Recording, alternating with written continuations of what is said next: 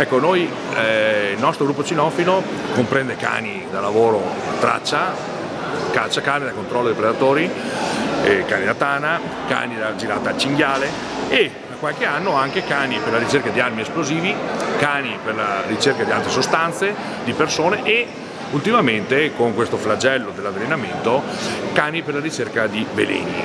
Si è creato appunto con Due Cani della Ragione questa sezione del nucleo cinofilo della provincia in cui noi cerchiamo con questi cani addestrati i bocconi avvelenati disseminati nell'ambiente.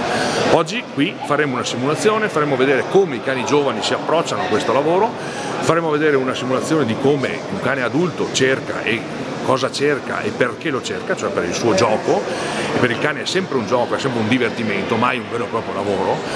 E poi faremo anche una parte legata proprio alla nostra costituzione del gruppo di approccio al cane che devono avere i bambini, deve avere la gente comune, perché molti incidenti, molti problemi possono essere causati, con i cani, possono essere causati appunto dal cattivo rapporto o dalla non conoscenza di questo rapporto tra cani e uomini che parlano un linguaggio diverso, bisogna che si capiscano.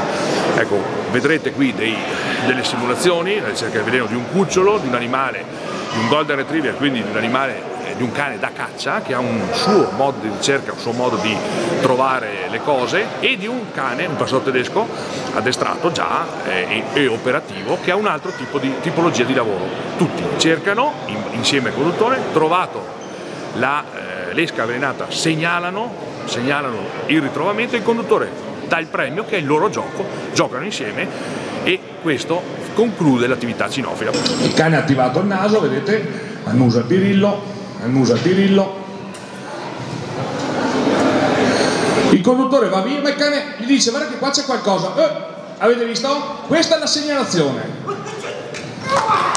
Siamo qui a presentare oggi il nucleo cinofilo antiveleno della Regione Veneto, composto da binomio cane-conduttore. Abbiamo 3 cani con 2 conduttori e poi c'è del personale logistico che si occupa dell'attività in campo quando si vanno a fare gli interventi sul territorio in funzione delle chiamate che arrivano all'amministrazione provinciale o alla Regione Veneto.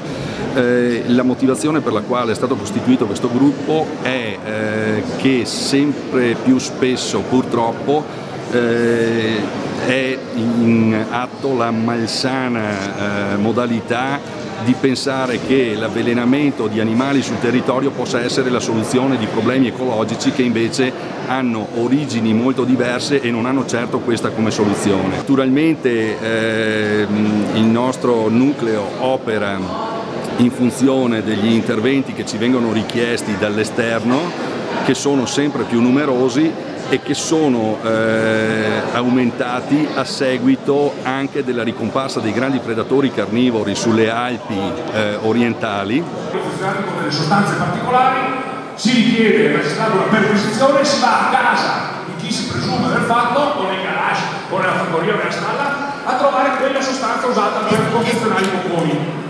E la prova provata che troviamo col cane incastra il personaggio. Cosa fa il cane? Segnala, visto che ha già sentito l'odore, il vento è arrivato, ha già sentito l'odore, è là e segnala. Bravo! Abbiamo visto oggi qui la dimostrazione del nucleo cinofilo antiveleno della Regione Veneto.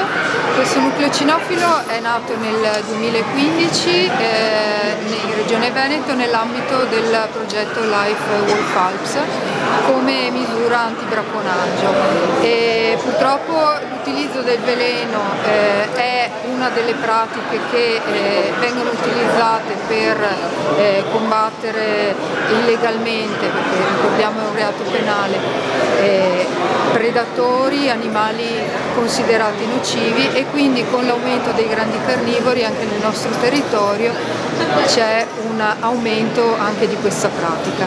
I cani del nostro nucleo cinofilo sono stati quindi acquistati nell'ambito di questo progetto e sono stati affidati da conduttori esperti delle polizie provinciali del Veneto, in particolare di quella di Belluno, che ha alle spalle già una buona tradizione di attività cinofila, e hanno frequentato un corso specialistico su questa tematica, che è abbastanza una novità in Italia. Il nostro è uno dei primi nuclei cinofili a essere stati istituiti in Italia. Un altro, sempre nell'ambito del progetto Wolf Alps, è stato creato in Piemonte.